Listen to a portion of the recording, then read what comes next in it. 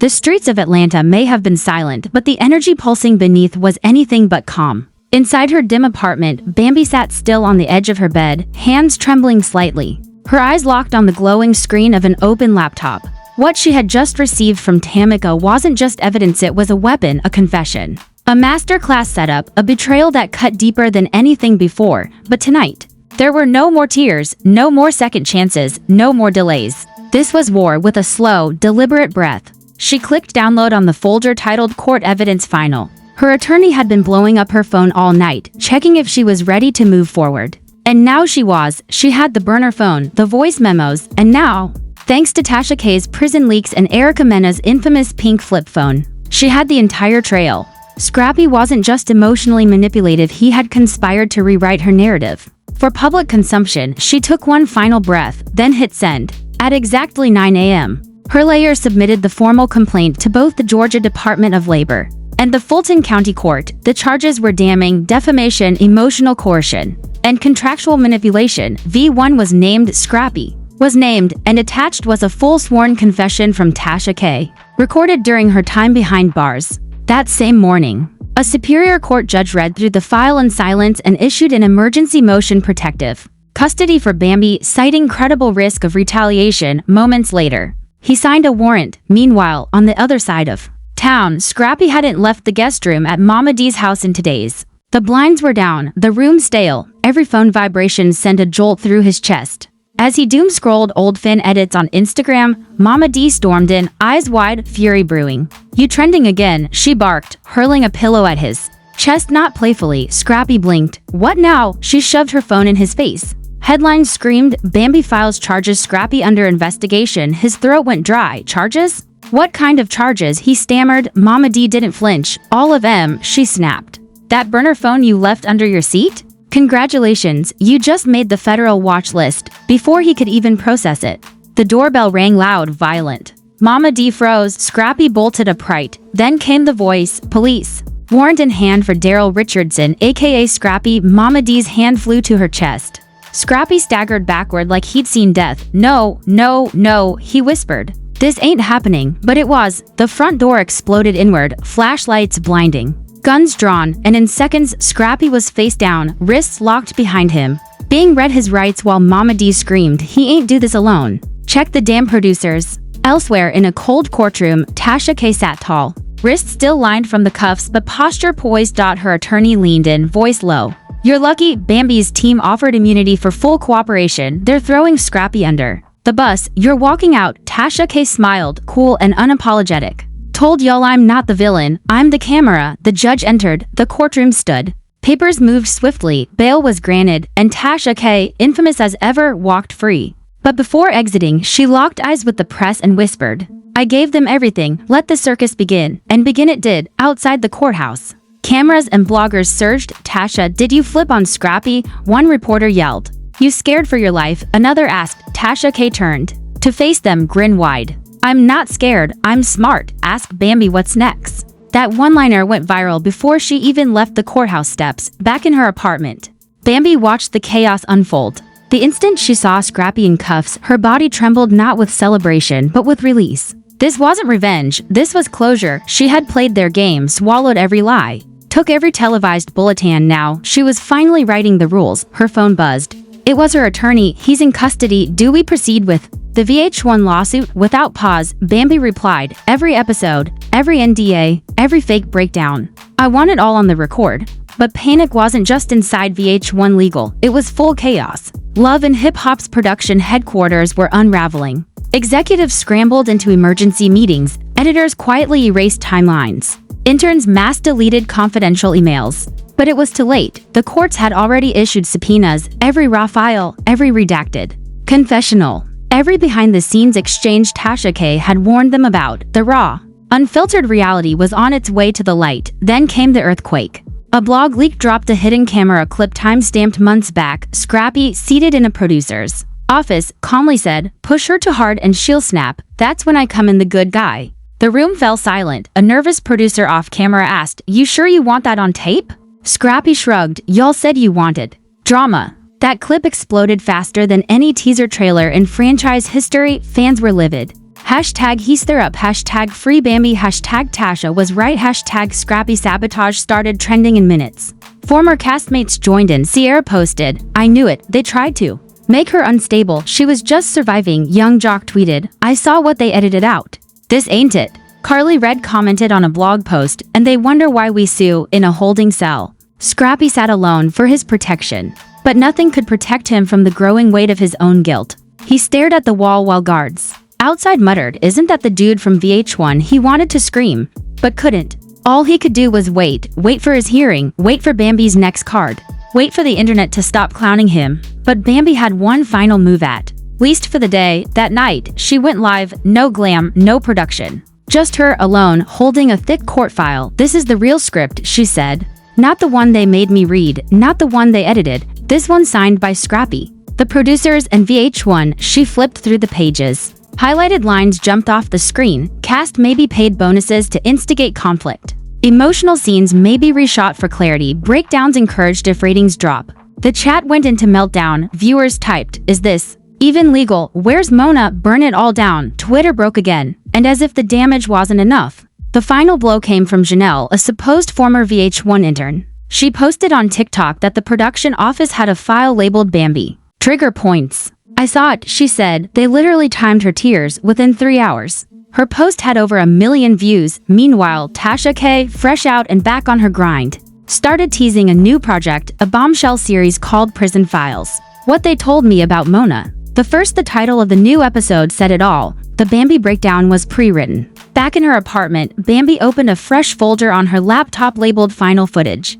She hit record, face bare, voice clear. "I told them to stop. I begged them to stop. And when they didn't, I made sure I had a backup plan." This is it. The fallout from the first courtroom leak hadn't even cooled when the next digital wave erupted. By the time the Atlanta skyline turned gold with sunset, Bambi's video had shattered 6 million views across Instagram, TikTok, YouTube, and every fan-run page in between. Her phrase, "This is the real script," wasn't just a caption anymore. It had become a rallying cry. Influencers remixed it into reels. TikTokers reenacted her live statement line by line. Fans swarmed VH1's comments with snake emojis and rage-fueled hashtags, but while the internet screamed, Bambi didn't crack a smile. She wasn't here to celebrate, she was here to expose. What came next wouldn't be a breakdown, it would be a total takedown of the truth they buried. Inside her apartment, she sat with her attorney and Tamika, the original whistleblower who had risked everything to drag the lies into the light. "This next wave is going to burn," her lawyer warned. "The subpoenas are approved for emails, messages, camera logs, even payroll records. Once we drop it, we don't walk it back." Bambi didn't even blink. "Drop it all." Tamika reached into her bag and slid over a flash drive labeled Executive Draft Cuts, Season 12. On it, visual receipts, proof that Scrappy and Erica Mena had helped splice together scenes from unrelated soundbites to create a fake confession. The edit wasn't just manipulation, it was character assassination. Meanwhile, behind concrete walls, Scrappy sat frozen in his holding cell, eyes locked on a flickering monitor showing clips of his own arrest. The guards had it playing on loop now, even they were chuckling. "Didn't he used to rap about respect?" one whispered. Scrappy didn't respond. Couldn't. His attorney hadn't shown in today's. His phone privileges were cut due to rising threats online. But worst of all, Mama D had gone silent. That hit deeper than a cell. She had always stood behind him, no matter how messy he got. Not this time. Not after she saw the latest leak emailed anonymously to every major blog and gossip site. It was unreleased footage from the Love and Hip Hop Season 12 reunion. Scrappy, backstage in the green room, leaning into a camera crew member and saying, "Just give her a soft chair and some hot lights. She'll break in 5 minutes. She always does. She always does." Then laughter, his and Erica Mena's. When that clip dropped, the tide turned violently, suddenly. Bambi's on-screen collapse wasn't dramatic, it was justified. It wasn't performative, it was provoked. Erica Mena, once vocal and defensive, vanished. Her social pages went dark. She stopped showing up to set. Her publicist issued a vague statement, "Erica is taking time to heal." But fans weren't buying it. Not after Bambi posted receipts and internal email showing Erica had full access to the Dropbox folder containing breakdown footage and burner phone call logs. VH1 tried to contain the blaze, but the sponsors didn't flinch. To major ad partners pulled out overnight. 3 cast members refused to film. A behind-the-scenes featurette was pulled down from all platforms. Internally, producers were instructed to shred anything Not already backed up digitally, but it was too late, because Tasha K, freshly released and reclaiming her empire, dropped a teaser that broke the internet in half. The caption read, "They thought I was the storm, I was just the fog, the real monster, Mona's inbox." Screens lit up. What did she mean? Was Mona Scott Young, the iconic executive producer of Love and Hip Hop, directly involved in what was unfolding? Had she orchestrated it all? Did she approve it? Bambi's team didn't just think so, they had proof. A confidential email thread dated 6 months before season 12 aired was now in their hands. Mona had allegedly written to senior producers, "If Bambi's not breaking, she's not working. We need tears or we need a replacement." It wasn't emotional. It was math, cold, calculated, unforgiving. Now, it was also evidence. Bambi's legal team filed a secondary lawsuit naming not just VH1 but Mona, 2 executive producers, and 1 editor caught on a hot mix saying, "If Scrappy flips hard enough, the audience will believe anything." That same hour, a federal judge granted a temporary freeze on all unreleased season 13 footage, citing concerns about coercion, emotional abuse, and unethical production methods. This was no longer about cast drama, this had become an industry investigation. Back in jail, Scrappy finally had a visitor, but not the one he wanted. It wasn't his lawyer, it wasn't Mama D, it was Tamika. They sat in the visitation room, phones pressed to the glass. "I warned you this would happen," she said plainly. "You could have walked away clean." Scrappy's voice cracked. "Why are you here?" She stared at him, unbothered. "To let you know you're not the only one they're coming for, but you are the first." She slid a folded paper against the glass. It read, "Today's until your deposition goes public." He read it once, then again, then a third time. His expression shifted. "You're bluffing," he muttered, but she wasn't, because across town, inside Bambi's apartment, editors were putting the final touches on something massive, a special, but not for VH1, not for YouTube, for Hulu, backed by independent funding. Title, "Broken for Ratings," the real story behind Bambi's collapse. The trailer? Devastating. It opened with a tight shot of Bambi, tears falling silently in a confession booth. Cut to a producer's voice off camera, "Do that again, but more desperate."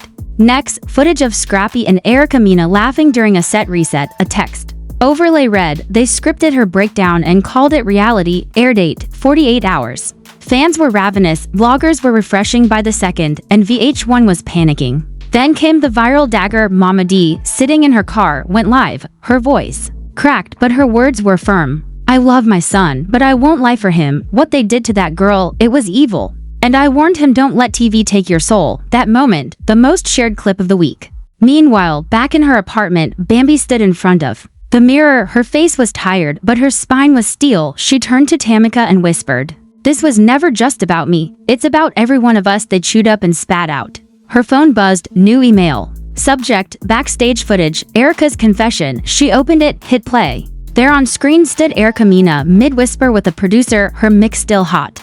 "If Bambi doesn't flip," she said, "we'll just say she lied about the pregnancy. Scare, use whatever you want, just make her look unstable." Bambi's jaw clenched. She opened her notes app, typed Chapter 3, the final cut. Then she looked up, took one deep breath. "Let's finish it." The night before the documentary's release, Atlanta felt haunted. Every billboard lit black with white text, "Broken for Ratings, streaming midnight." No logos, no faces, just the warning. Inside VH1's corporate tower, panic replaced protocol. Executives sat stiff on emergency Zoom calls with PR teams, legal advisors, and crisis management firms. Some begged to draft a public apology, others argued for injunctions to block the upcoming release. But none of it mattered anymore. Bambi had gone rogue, independent, unchained. She had the footage, the signed NDA letters, the audio, the raw confessional tapes. And above all else, she had a voice that represented a generation of women. Reality TV tried to silence. At exactly 12:01 a.m., the Hulu exclusive dropped, and within minutes, it erupted. The screen opened to Bambi's voice in narration. "They called it entertainment, I called it survival." Her tone was steady, her words chilling. "They scripted my trauma and packaged it as content. But now, I'm telling the real story, mine." What followed broke the internet for 90 uninterrupted minutes. Footage rolled of Scrappy chuckling with producers about her trigger points. A raw clip played of Tasha K admitting she was paid under the table to reshape redemption arcs. And then came the kill shot, a hidden mic moment from a closed-door production meeting, where Mona Scott Young was caught saying, "We need the women to look messy, that's the brand.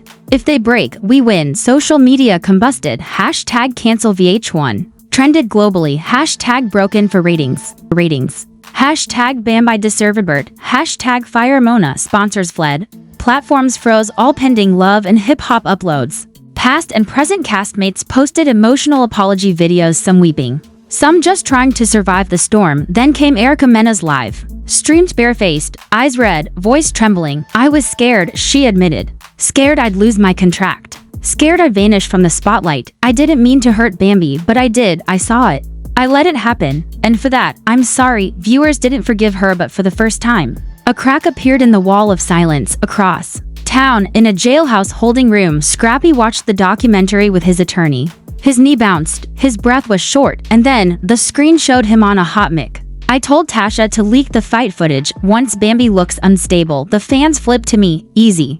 His lawyer didn't speak, just stood up and walked out, preparing for trial elsewhere. In front of a podium lined with microphones, Bambi stood tall. Her attorney on one side, Tamika and several former castmates on the other. She read aloud, voice unwavering. For years, I was used, manipulated, humiliated on national television. But today I take that power back. We are not just suing for damages, we are suing for history. Then she dropped the bomb, a $50 million class action lawsuit filed against V1, Mona Scott Young, and 3 executive producers alleging emotional abuse, staged breakdowns, and falsified narratives. The courtroom shook, even the press outside was stunned. No one had ever dared to file something this bold in reality TV history, but Bambi wasn't done. That very night, a federal court ordered VH1 to release all unedited confessionals from Seasons 11, 12, and 13, and fans, they dove in headfirst. Live streams dissected every raw file. Viewers watched, horrified, as Bambi begged producers off camera to stop rolling during a real breakdown and was told, "Keep going.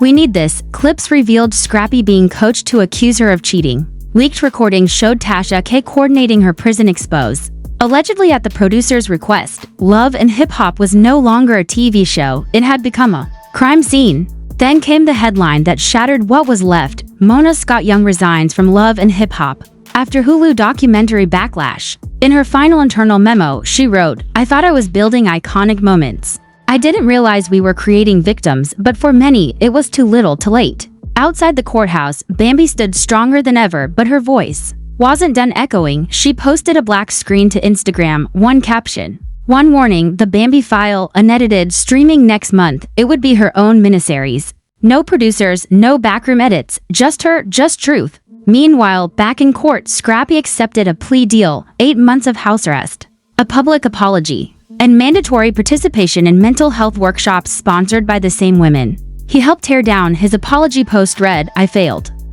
I failed myself. I let ego and fear turn me into what I swore I'd never be." The comments, "Unforgiving, too late. She rebuilt what you tried to burn. Her career just started. Yours is over." And then one final twist, Tasha K went live. "One last time. I might be messy," she said with a wicked smile, "but sometimes the mess exposes the real truth. I exposed her, she exposed them, and y'all exposed the system." She raised both hands like a Broadway villain taking her final bow, then signed off, fade to black. In the final unreleased footage, Bambi sat at a desk facing the camera. Her stare was steady, her voice calm. "No one thought I'd survive this," she said. "They thought my tears were weakness. But I kept every receipt, memorized every lie. I stayed silent so long, they forgot I knew how to scream." She leaned closer to the camera. "But I'm not here to scream anymore. I'm here to write the ending." She closed the laptop, fade to black. A single line on screen. This series was based on real events. No names were changed because it's time the truth had names. Fans cried, critics praised, and across boardrooms, production sets, and executive suites, the industry took a long, hard look in the mirror. Because Bambi didn't just win her fight, she rewrote the rules.